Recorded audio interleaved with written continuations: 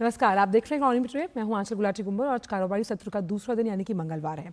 कारोबार जगत की तमाम बड़ी खबरें लेकर हम हाजिर हैं इस आर्थिक शो में। तो आइए सबसे पहले रुख करते हैं इस वक्त की प्रमुख टॉप लाइंस का।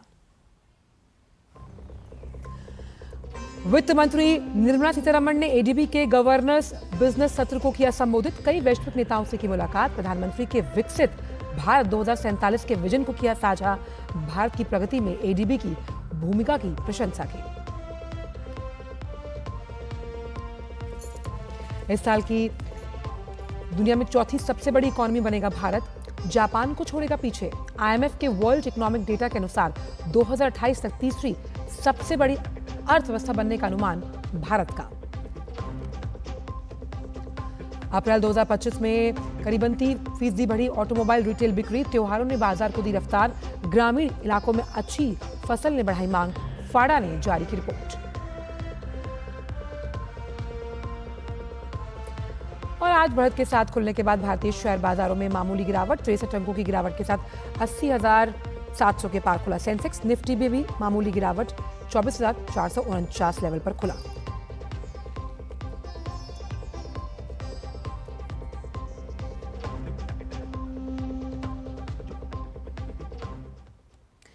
और आइए शुरुआत करते हैं दुनिया भर के बाजारों के साथ और देखते हैं कि गिफ्ट निफ्टी इस वक्त किन स्तरों पर ट्रेड करता हुआ नजर आ रहा है। यानी कि गिफ्ट निफ्टी की शुरुआत अगर देखें तो सपाट दायरे में होती हुई नजर आ रही है, जहां पे 24,576 का लेवल है, लेकिन 21 अंकों का दबाव देखा जा रहा है। और आइए सेंसेक्स का ओपनिंग काउंटर देखते हैं इस वक्त। और सेंसेक्स के ओपनिंग में अगर देखें तो 80,733 का लेवल है, 63 अंकों का दबाव। हालांकि ओपनिंग जो हुई थी वो पॉजिटिव नोट पर हुई थी। निफ्टी इस वक्त किस तरह से कदम ताल मिलाता हुआ नजर आ रहा है देखते हैं। 24,431 का लेवल, 29 अंकों का दबाव यहां देखा जा रहा है। कौन से वो स्टॉक्स हैं जो मजबूती के साथ इस वक्त ट्रेड करते हुए नजर आ रहे हैं, उन पर डालते एक नजर टॉप गेनर्स के चार्ट पर कि टॉप गेनर्स पर कौन कौन से चार्ट के स्टॉक्स लीड करें। कि बाजार की सपाट ओपनिंग हुई थी, 111 अंक चढ़ा था, लेकिन फार्मा और रियलिटी सेक्टर्स में दबाव। वहीं सीसीएल, यस बैंक के साथ साथ तमाम स्टॉक्स बढ़त के साथ कारोबार करते हुए नजर आ रहे हैं, लेकिन दबाव रियलिटी और फार्मा सेक्टर पर। देखते हैं कि इस वक्त कौन से वो स्टॉक्स हैं जहां पर मुनाफा वसूली हावी होती हुई नजर आ रही है। ये तमाम वो स्टॉक्स जहां पर मुनाफा वसूली हावी होती हुई नजर आ रही है, जहां पर रियलिटी के साथ साथ आप देख सकते हैं फार्मा स्टॉक्स में दबाव है।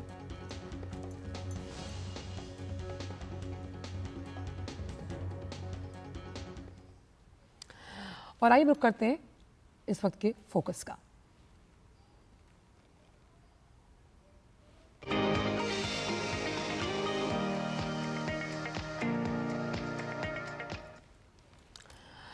तो बात करते हैं हम एक ऑरेंज इकोनॉमी की। जी हाँ, भारत एक उभरती हुई वैश्विक मीडिया और मनोरंजन महाशक्ति साबित हो रहा है और जल्दी ही भारत एक वैश्विक क्रिएटिव हब बनेगा।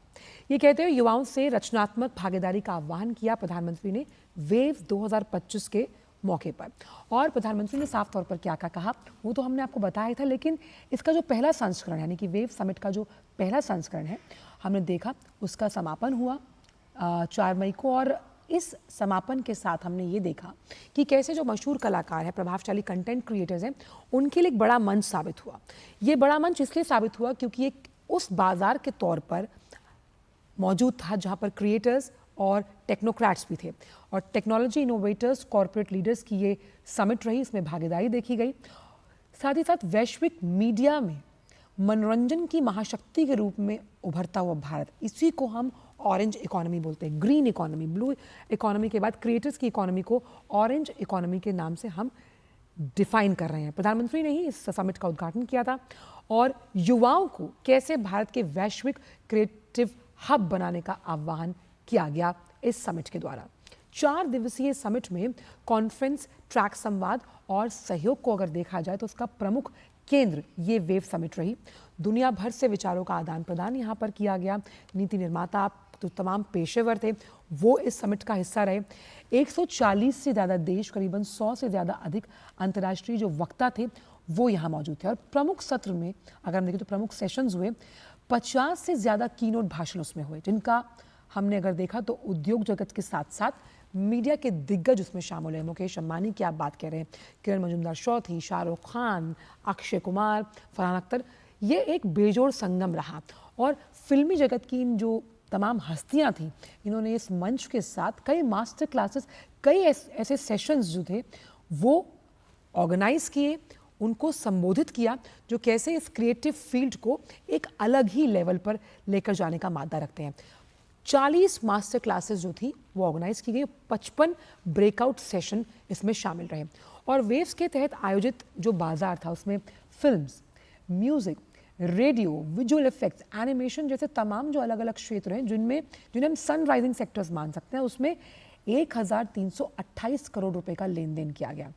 और इन ब्रेकआउट सेशंस में हमने वो समझा, वो सुना जो एंटरटेनमेंट इंडस्ट्री कई दिनों से मांग कर रही थी कि मनोरंजन जगत को एक प्रॉपर, अगर हम देखें, रोजगार सृजन करने का क्षेत्र माना गया, जिसमें युवाओं के आह्वान से, टेक्नोलॉजी के दम से, आर्टिफिशियल इंटेलिजेंस के दम से हम उस आर्थिक गति को पकड़ने में कामयाब रहेंगे जिसमें एंटरटेनमेंट इंडस्ट्री बहुत बड़ा ग्रोथ इंजन साबित होगी आने वाले दशकों में। उस लिहाज से आप देखिए कि कैसे ये बहुत बड़ा बाजार है और रोजगार के मोर्चे पर तमाम जो अलग अलग सेक्टर जिसमें हम बात करते हैं, गेमिंग, एनिमेशन, ऑग्यूमेंटेड टच, ये टेक्नोलॉजी के साथ कैसे इस पूरे सेक्टर को आगे लेकर जाएंगे, इसी पर हम करेंगे चर्चा। आज का यही विषय रहेगा कि क्रिएशन, कल्चर और साथ ही साथ क्रिएटिविटी को लेकर हम वेव समिट से क्या कुछ सीख पाए हैं, और क्योंकि अब ये एनुअली यानी हर साल होगी, और इसका सबसे बड़ा की टेक अवे क्या रहा, इस पर करेंगे चर्चा। लेकिन वक्त एक फिलहाल छोटे से ब्रेक का है। आप जुड़े रहिए डीडी न्यूज़ के साथ।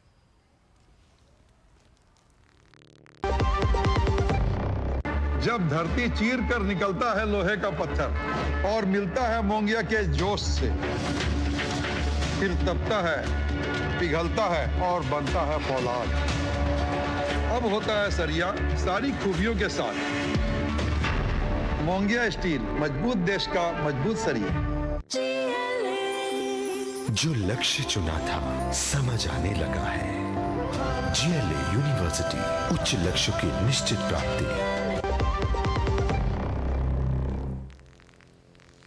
और वेव्स 2025 जिसे हम रचनाकारों का महाकुंभ मान रहे हैं, इस पर चर्चा करने के लिए आज इकोनॉमी टुडे में बहुत खास मेहमान इस वक्त हमारे साथ जुड़े हैं। Saraswati Bubala, CEO dancing atoms and creative director animation film makers waves competition. Saraswati ji, आपका बहुत बहुत स्वागत है इस खास शो पर। और मुस्कान आपकी ये बता रही कि वेव समिट का बहुत सफल मंचन हुआ है, इसे हम मिशन एकम्प्लिश्ड मान सकते हैं। लेकिन क्रिएटर्स के महाकुंभ के लिहाज से एक अलग कल्चर और एंटरटेनमेंट इंडस्ट्री को जिस तरह से प्रधानमंत्री ने ऑरेंज इकोनॉमी कहकर संबोधित किया, कितना बड़ा युगांतकारी बदलाव आप वेव्स समिट को मानती हैं इस लिहाज से? वेव्स समिट जो है वो, मतलब हमने उसको जिस तरीके से विजुअलाइज किया कि ये ऐसे होगा, वो कहीं उससे मतलब ज्यादा वो, हाँ बहुत मतलब बड़ा हो गया, बहुत लैविश ग्रैंड स्केल पर। बहुत ही, मतलब बहुत ही बड़ा हो गया। और हम उसको उतना बड़ा होगा करके अपेक्षा भी नहीं कर सकते थे। हमने सोचा चलो हो रहा है, कुछ तो हो रहा है, पर जो जितने बड़ा वो हो गया कि ऐसे लग रहा था कि एक महाकुंभ भी चल रहा है यहाँ पर जियो सेंटर में। तो इतने सारे लोग, इतने सारे युवा, सभी लोग जो जुड़ गए थे वहाँ पर। और जैसे हमारे जो ऑनरेबल प्राइम मिनिस्टर जी हैं, मोदी जी, उनका जो विजन था वो मेरे ख्याल से उभर आया। मतलब हर जगह दिखाई दिया कि ये किसी ने बहुत अच्छे तरीके से जो है सोच समझ के जो है वेव्स को कॉन्सेप्चुअलाइज किया गया है। और बिजनेस की तो आप बात ही नहीं है, बिकॉज बिजनेस जो है हमारी इकोनॉमी को आगे बढ़ाता है। और जो B2B मीटिंग्स हुए, जो ट्रांजैक्शंस हुए, वो जी। बहुत ही ज़रूरी है। Animation, visual effects, virtual production और AR VR के लिए, क्योंकि लिए वो आने वाले कुछ 5 सालों में ये काफ़ी इम्प्रेसिव होगा।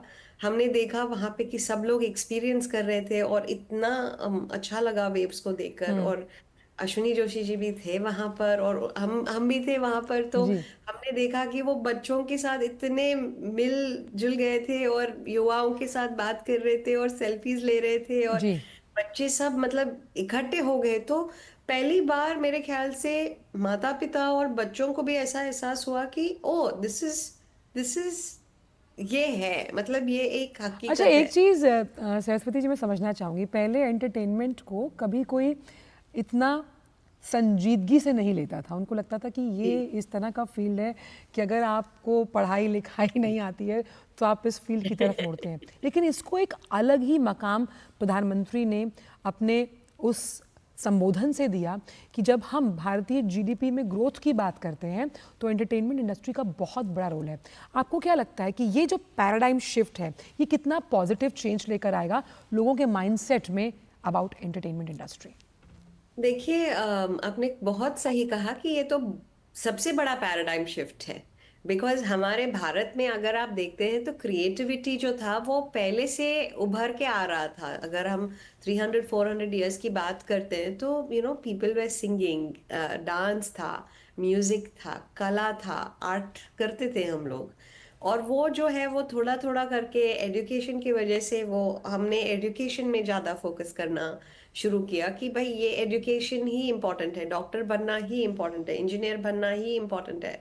तो मेरे ख्याल से वो जो अभी ट्रेंड शिफ्ट हुआ है कि नहीं, ये भी अपना भारत का एक कला कला है। और जब हम देखते हैं छोटे बच्चे 6 साल के, 8 साल के, बुजुर्ग जो 70-80 इयर्स के, वो भी रील बना रहे हैं, अपना रील डाल रहे हैं और हम सभी देख रहे हैं, कंज्यूम कर रहे हैं। तो कंज्यूमर और कंटेंट क्रिएटर एक हो गया है। तो जब ये कंज्यूमर और कंटेंट क्रिएटर एक हो गया है तो मुझे लगा कि जो मोदी जी ने जो किया है वो एब्सोल्युटली सही किया है। मतलब उन्होंने स्पॉटलाइट कर दिया है कि you are the young, you are the creators, we are the creators. And हमारा जो है $1 बिलियन इंडस्ट्री है ये, मतलब ये कोई ऐसे मामूली चीज नहीं है। ये मेरे ख्याल से हिंदुस्तान का सबसे बड़ा इकोनॉमी होगा आने वाले पीढ़ी के लिए।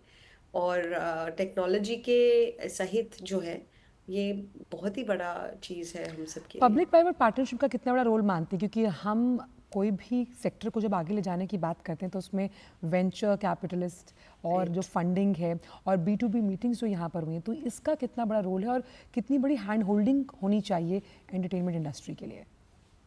देखिए, अभी ये फर्स्ट वेव्स है मेरे ख्याल से। और मैं ये सोच रही हूँ कि हमारे जो क्रिएटर्स हैं वो ऑलरेडी काफी एजुकेटेड है, उनको पता है उनको क्या चाहिए, वो बना सकते हैं, वो सीख लेते हैं, बहुत जल्दी सीख लेते हैं।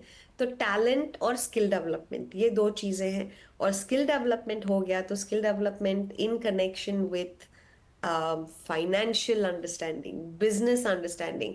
तो मुझे लगता है कि जितना जल्दी ये बिजनेस हम समझ जाएं कि how to make money, not just how to create, but how to make money with what you create, ये बहुत ही जरूरी है। बिकॉज अगर हम सिर्फ क्रिएशन में ध्यान देते हैं और फाइनेंस में ध्यान नहीं देते हैं तो फिर आगे नहीं बढ़ेंगे।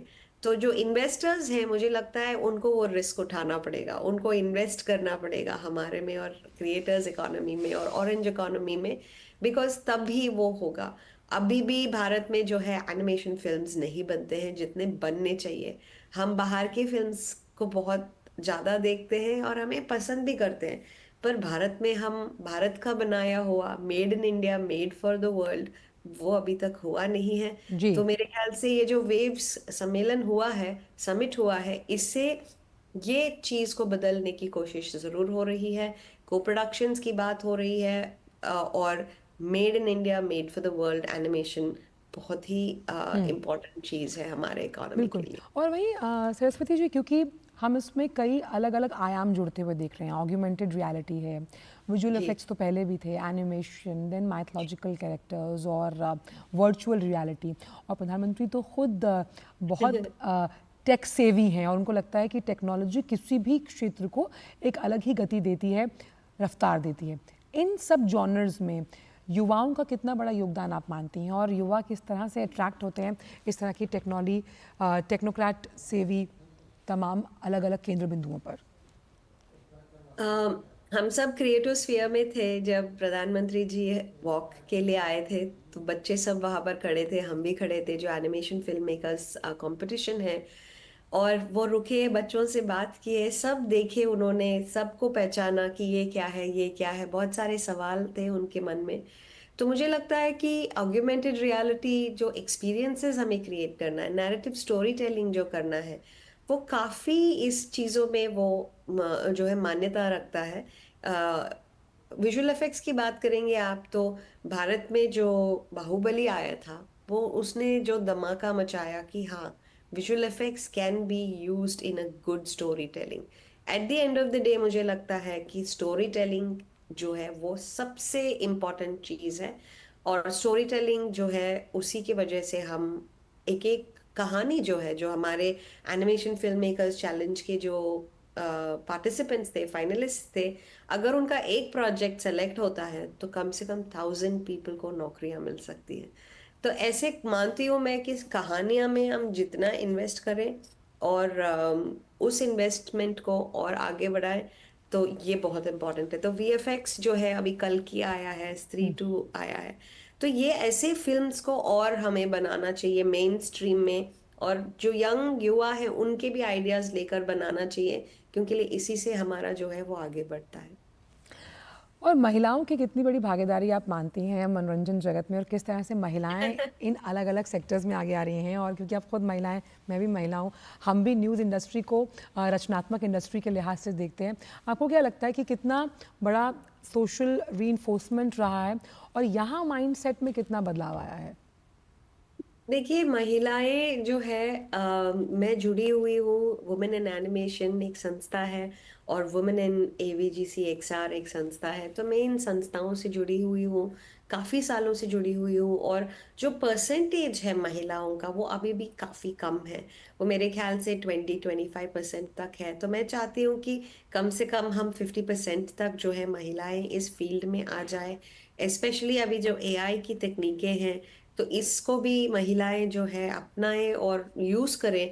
क्योंकि जब तक वो एक्सपेरिमेंटिंग नहीं करते हैं महिलाएं, तब तक वो चीज नहीं होती है। और मुझे लगा कि जब से कोविड हमारा हुआ है, महिलाएं जो है उनको एक ऑप्शन भी मिल गया है कि भाई, मैं घर से भी काम कर सकती हूँ, अगर काम करना ही है तो मैं घर से भी काम कर सकती हूँ। तो एक एज तक जो है महिला वो चली जाती है काम करने के लिए, पर उसके बाद में उनको घर के कुछ संभालने पड़ते हैं। तो मुझे लगता है कि जो इंडस्ट्री है, एनिमेशन है, विजुअल इफेक्ट्स है, एआर वीआर है, इन सब इंडस्ट्रियों को थोड़ा सा वो लीवे देना बहुत जरूरी है कि हाँ, लीडरशिप ट्रेनिंग करें लेडीज के लिए और वुमेन के लिए। और जो यंग गर्ल्स हैं उनको टेक्नोलॉजी पहले से ही सिखाएं, फाइनेंस पहले से सिखाएं। बिकॉज हम प्रोडक्शन में काफी हैं, पर क्रिएटिविटी में महिलाएं बहुत कम हैं, और फाइनेंस में बहुत कम है। तो मैं चाहती हूँ कि ये दो एरियाज में महिलाओं को शिक्षण दिया जाए, स्किल डेवलपमेंट दिया जाए। और मैं चाहती हूँ कि वो चीज़ मैं करूँ, क्योंकि मेरे लिए भी बहुत इंपॉर्टेंट है कि कम्युनिटी को गिव बैक करें हम। जी। जब तक हम कम्युनिटी को साथ जोड़ के नहीं करें तब तक नहीं होता है। और एक बहुत ही इंपॉर्टेंट चीज है जो इस बार पूरा वेव्स जो बना है, वो इंडस्ट्री लेड इवेंट रहा है। जो क्रिएटोस्फियर करके जो चीज था, उसमें 31 एसोसिएशन मेंबर्स, जो हम सब ने मिलके जो है उसको आगे बढ़ाया। और मिनिस्ट्री के साथ काम करने में ऐसे लगा कि हमारा परिवार है।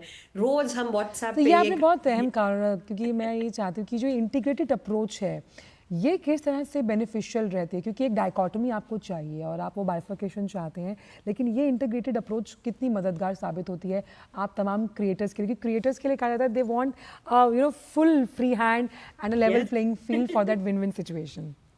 No, it was a win-win situation, ma'am. हमारा conversations ministry of information and broadcasting के साथ मेरे ख्याल से अगस्त लास्ट ईयर में हमारी बात शुरू हो गई थी सबसे। संजय जाजू सर हमारे साथ बैठे थे वीडियो कॉन्फ्रेंस में, जूम मीटिंग में, कि ये करना है, ये करना है, हमें आप फीडबैक दीजिए, हमें आप इनपुट्स दीजिए। तो वो भी काफी अजीब लगता था कि मिनिस्ट्री हमें पूछ रहा है। तो एक वो जो है पार्टिसिपेशन जो था, वो कोलैबोरेटिव था, कि वो मतलब पार्टनरशिप था। वो ऐसे नहीं था कि हम बताएंगे तुम करो। काफी पार्टनरशिप का जो रिलेशनशिप होता है वो वैसे रहा है सभी लोगों के साथ।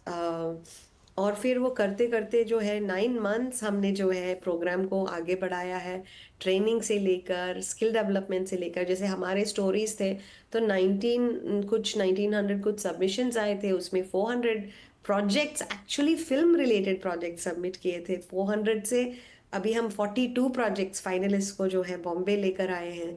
तो हर एक कदम में जो मिनिस्ट्री ऑफ इंफॉर्मेशन का जो साथ रहा है हमारे पास, उनके खाने पीने से लेकर उठने तक और जी जियो सेंटर पहुंचने तक, फिर जी। उनकी जो अवार्ड सेरेमनी हुई सेलिब्रिटीज के साथ में, मतलब युवा तो इतनी खुश कि अरे ये क्या हो गया, मतलब उन्होंने भी कुछ सोचा नहीं, उन्होंने बोला अच्छा कुछ वेव्स हैं, चलिए हम उम्मीद उठते करते हैं हैं कि देखते हैं। ये जो वेव समिट इतने ग्रैंड स्केल पर हुआ, जिसमें हम ये कहते हैं शो मस्ट गो ऑन, ये शो मस्ट गो ऑन अगले साल भी जब इस तरह एनुअल मीट होगा, तो तब जब मैं आपसे मिलूंगी तो मुझे लगता है जी तब आप जो बात कह रहे हैं कि मुझे वापस गिव बैक करना है, तो उस पोजीशन पर पूरी इंडस्ट्री खड़ी होगी। बहुत बहुत शुक्रिया सरस्वती जी, आपसे बात करके मुझे बहुत अच्छा लगा, और इन तमाम जानकारियों को हम तक पहुंचाने के लिए आपका बहुत बहुत शुक्रिया, और कीमती समय निकालने के लिए भी आपका धन्यवाद।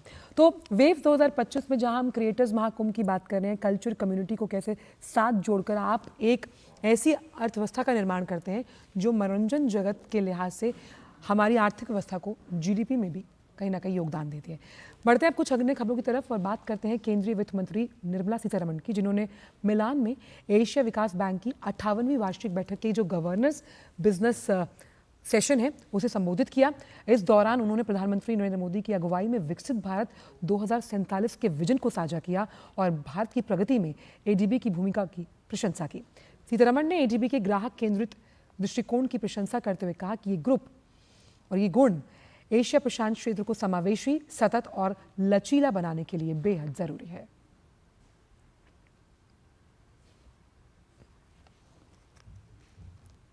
वहीं बैठक से इतर केंद्रीय वित्त मंत्री निर्मला सीतारमण ने कई अन्य नेताओं से मुलाकात की। इस क्रम में उन्होंने एशिया विकास बैंक के अध्यक्ष मसातो कांडा से मुलाकात कर कहा कि भारत प्राइवेट सेक्टर की अगुवाई वाले इकोनॉमिक ग्रोथ पर फोकस कर रहा है। वहीं कांडा ने प्रधानमंत्री नरेंद्र मोदी के विकसित भारत 2047 के विजन के तहत भारत की विकास प्राथमिकताओं को लेकर एडीबी के पूर्ण समर्थन की बात कही। साथ ही वित्त मंत्री ने इटली के वित्त मंत्री जॉर्जिटी से मुलाकात कर विश्व और एशिया क्षेत्र के समक्ष मौजूद विभिन्न आर्थिक मुद्दों पर चर्चा की। वित्त मंत्रालय ने जानकारी दी कि दोनों नेताओं ने भारत इटली आर्थिक सहयोग को और प्रगाढ़ करने और वैश्विक और बहुपक्षीय मंचों पर परस्पर सहयोग बढ़ाने पर चर्चा की है। वित्त मंत्री ने भूटान के वित्त मंत्री ल्योनपो लेके से भी मुलाकात की और वहां पर मंथन के दौरान दोनों देशों के बीच भौतिक डिजिटल वित्तीय संपर्क को मजबूत करने के साथ साथ सीमा पार व्यापार, वित्तीय एकीकरण, डिजिटल नवाचार और फिनटेक जैसे उभरते क्षेत्रों में सहयोग के लिए समर्थन की पुष्टि की। साथ ही वित्त मंत्री ने जापान के वित्त मंत्री से भी मुलाकात की। उन्होंने कहा कि भारत जापान साझेदारी इंडो पैसिफिक क्षेत्र में शांति, समृद्धि और स्थिरता के लिए आवश्यक है।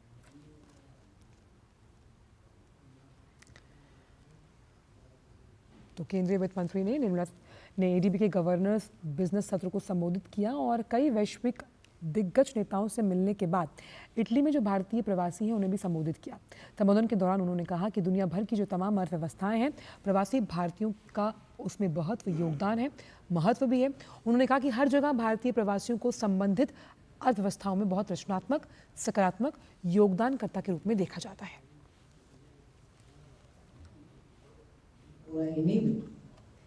Is held in great respect. Indian diaspora anywhere is actually seen as a very constructive, good, positive contributor to the respective economies where they are.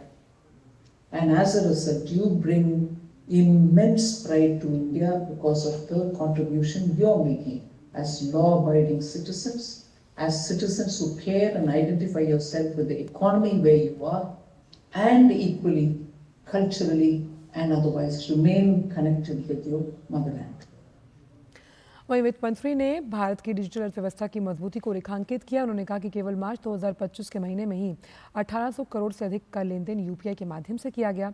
यह आंकड़ा दर्शाता है कि भारत की डिजिटल भुगतान प्रणाली कितनी मजबूत है, विश्वसनीय है। साथ ही वित्त मंत्री ने बताया कि आज देश भर में 55 करोड़ से ज्यादा जनधन खाते सक्रिय हैं। UPI, the Unified Payment Interface, has grown exponentially. It handles 1,800 crore transactions worth 24 lakh crores just in the month of March 2025. Only 1 month, 1,800 crore transactions, and the value of those transactions are 24 lakh crore, the Pradhan Mantri Jan Dhan account, meaning opening of bank accounts. 55.17 crore people have been given account. Collectively, those accounts own as balance 2.614 lakh crores in their deposits. और वक्त हो चला आपसे विदा लें, लेकिन जाने से पहले आपको छोड़ जाते हैं कारोबार जगत के अन्य खबरों के साथ, यानी कि बिजनेस रैप अंदाज रहेगा फटाफट। कल मुलाकात होगी एक नए फोकस के साथ। मुझे मेरी पूरी टीम को दीजिए इजाजत। नमस्कार। पेट्रोलियम और प्राकृतिक गैस मंत्री हरदीप सिंह पुरी ने बताया कि प्रधानमंत्री उज्ज्वला योजना बीते 9 वर्षों में नारी सशक्तिकरण की मिसाल बनी है, जिससे 10 करोड़ से ज़्यादा परिवारों को योजना का लाभ मिला है। साथ ही उन्होंने कहा कि इस दौरान 238 करोड़ से अधिक सिलेंडर भी रिफिल हुए हैं। सरकारी खनन कंपनी NMDC के अप्रैल महीने में लौह अयस्क उत्पादन में 15% की बढ़ोतरी हुई है। कंपनी ने अप्रैल में 4 मिलियन टन लौह अयस्क का उत्पादन किया है, जो कि पिछले साल समान अवधि के आंकड़े से 15% अधिक है। भारत में सोलर PV कंपोनेंट मार्केट 2029 तक बढ़कर $7 अरब का हो जाएगा। वन लैटिस की इंडस्ट्री रिपोर्ट में यह बात कही गई है। रिपोर्ट में बताया गया कि PM कुसुम, ग्रिड कनेक्टेड रूफटॉप सोलर जैसे प्रोग्राम जैसी योजनाओं से इस क्षेत्र में इनोवेशन, मैन्युफैक्चरिंग और इन्वेस्टमेंट के नए अवसर सामने आ रहे हैं। अनुसंधान नेशनल रिसर्च फाउंडेशन यानी ANRF ने भारत के EV इकोसिस्टम में इनोवेशन को बढ़ावा देने के लिए 7 प्रोजेक्ट चुनने की घोषणा की है। वर्तमान कार्यक्रम का उद्देश्य भारत के इलेक्ट्रिक वाहन इकोसिस्टम में महत्वपूर्ण चुनौतियों का समाधान करना और इनोवेशन को बढ़ावा देना है। निर्यात में दोबारा से बढ़त और घरेलू स्तर पर मजबूत मांग होने के कारण भारत की घरेलू कॉटन यार्न इंडस्ट्री चालू वित्त वर्ष में 7 से 9% की दर से बढ़ सकती है। यह जानकारी क्रिसिल की रिपोर्ट में दी गई है। रिपोर्ट में बताया गया कि वॉल्यूम में बढ़त की वजह यार्न की कीमतों में मामूली वृद्धि होना है। दिग्गज टेक्नोलॉजी कंपनी एप्पल की योजना भारत में अपने उत्पादन को बढ़ाकर वित्त वर्ष 2026 के अंत तक $40 अरब यानी करीब 3.36 लाख करोड़ रुपए तक ले जाने की है। इंडस्ट्री अनुमानों के मुताबिक इस कदम से एप्पल अमेरिका में पैदा होने वाली 80% आईफोन की मांग को पूरी कर पाएगा और साथ ही भारत की बढ़ती घरेलू मांग को पूरा किया जा सकता है।